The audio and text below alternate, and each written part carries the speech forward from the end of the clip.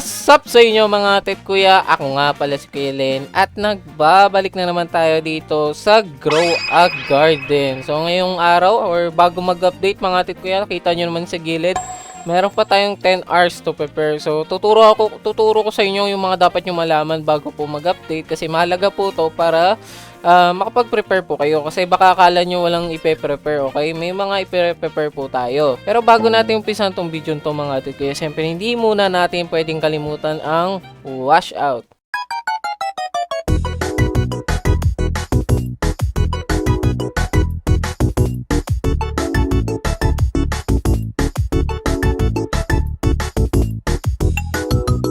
So mga ate kuya, ano ba yung mga dapat nating paghandaan bago mag-update, no? Unang-una mga ate kuya, sa garden ninyo, nagtanim na ako. Kita nyo naman, may coconut na ako, okay?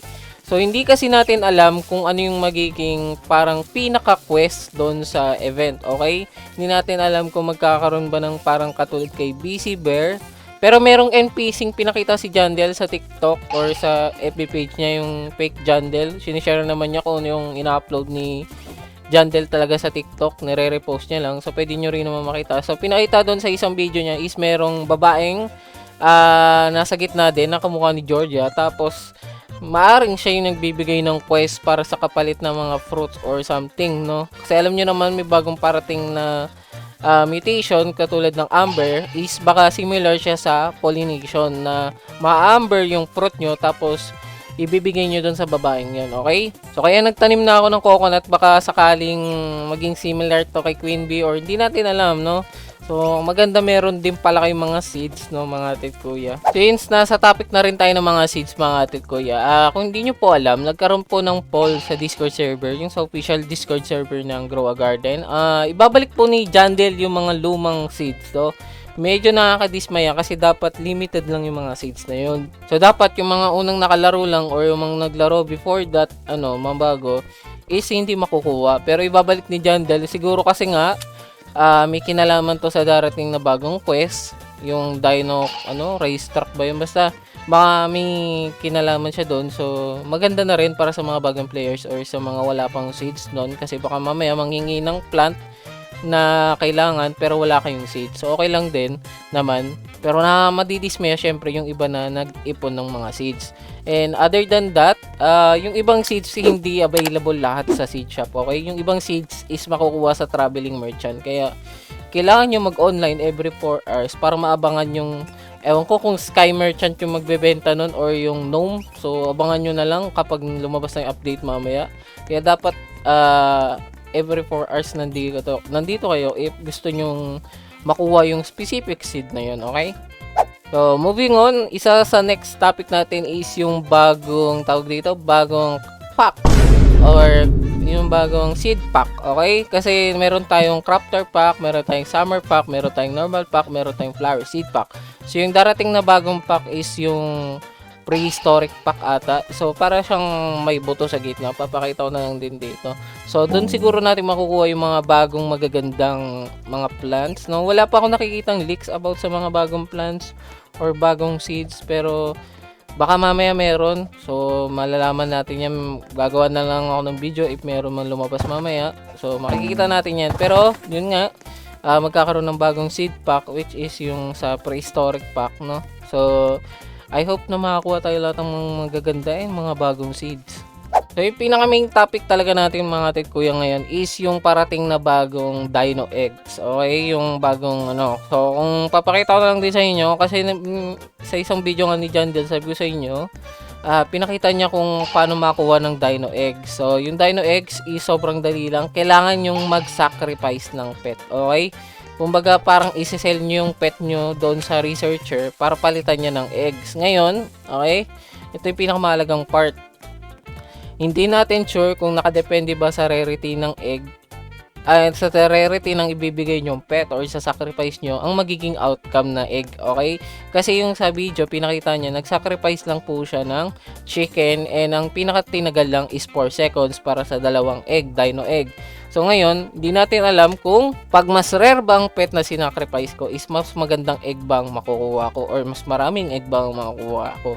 So yun yung pinakatanong doon. Alam naman natin madami tayong mga pet ngayon lalo na naka-disable yung trades. Nakatabi lahat ng mga pet natin. Ako hindi talaga ako nagbenta simula nung nakita ko yung clip na yun. So, alam ko kahapon pa yun ng umaga ginawa ni Jandel sa TikTok. So kung hindi nyo napanood, so nakikita nyo, dami kong egg na naka-ready. Hindi ko pa po sila hinahatch kasi full na ako ng inventory. And hindi po ako nagbebenta. Kasi nga, hindi ko alam kung anong mangyayari doon pagdating sa dino eggs. Kung mas maganda bang pet equals mas maraming egg, mas magandang rarity. So yun yung dapat yung pinakatatandaan kasi baka nagbebenta lang kayo ng nagbebenta and hindi nyo alam kung ano ba yung mangyayari sa next update. Okay? So magandang meron kayo nakakatabi kahit papano ng sabihin natin mga bug egg na mga pangit. Sabihin natin snail. Wala ko pala akong snail. Caterpillar, meron ba ako? Wala. Eto, kunyari may caterpillar kayo na hindi ginagamit. Tabi nyo lang muna. Antayin nyo maglabas yung update. Okay? Kasi sayang naman if malaki pala yung ibibigay nito kapag sinacrifice nyo. So, another thing na dapat nyo tandaan mga tit kuya is baka mawala to mga crafting na eto. Baka mawala na to next update. So, hindi natin alam kasi baka mapalitan ng bago. Kung nandyan pa rin naman, okay lang naman kung nandiyan pa rin naman. So, okay lang din. Oo nga, okay lang. Pero baka mapalitan kasi alam ko lahat ng seeds is babalik yung mga luma. So, kaya baka mawala na yung mga summer seeds kasi nga masaming may nagsabi na ayaw nila ng summer seeds. Another one is yung eggs mga tit kuya. Okay? Diba nasabi ko na yung pets, magtabi kayo ngayon. Magtabi rin kayo ng eggs. Okay? Bakit ka magtatabi ng eggs kuya Len?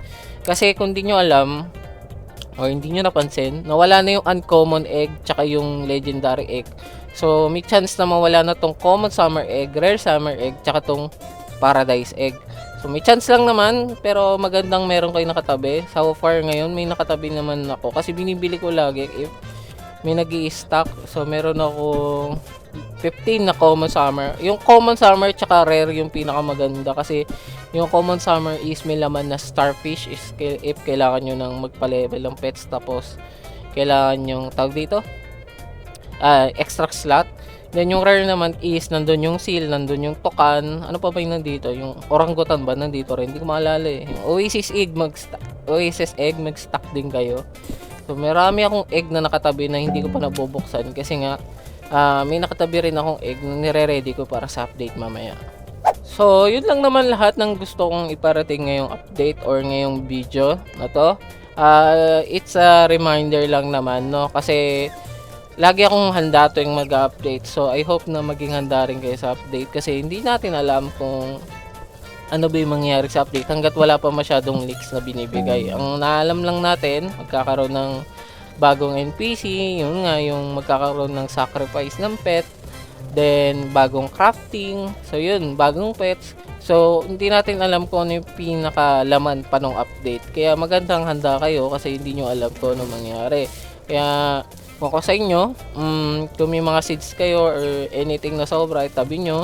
Kung may mga egg kayo na sobra, itabi ninyo hanggat lumabas yung update. Ganyan po lagi dapat gagawin nyo itong update kasi hindi nyo alam. Nga pala, i-collect nyo yung mga if di nyo pa nakakollect, collect nyo na yung dito kasi mawawala na ito mamaya paglabas ng update. So magandang meron kayo. So mga tit kuya, ito pala yung magiging panalo natin sa giveaway winner nung tawag dito, yung 6 trillion na honeysuckle, no? So, ito po, merong 15 sa inyo nag-comments and titignan natin kung sino mananalo in 3, 2, 1. Okay, ang nanalo po ay si JohnDel29_1. So, congrats sa'yo, John Del Ferrer. I-add na lang kita, no? Join ka sa server ko mamaya. Tapos, collect mo, okay? So, ito, John Del, nakikita mo naman user mo. Alt mo ata itong isa eh, kasi JohnDel2912. So, add ko itong JohnDel29_1, okay? In-add ko na. Makita mo, request sent. Accept mo na lang ako, tapos join ka sa private server ko mamaya or message mo lang ako para mabigay ko sa yung napanalunan mo honeysuckle. Congrats ulit. So, yun lang naman lahat mga tit kuya. I hope na may natutunan kayo. Sadit lang tong video natin and gusto ko lang parating sa inyo na yun nga, dapat aware kayo sa mga update na to. So, yun lang. I hope may natutunan kayo mga tit kuya. Ingat kayo palagi and God bless po sa inyo. Bye-bye!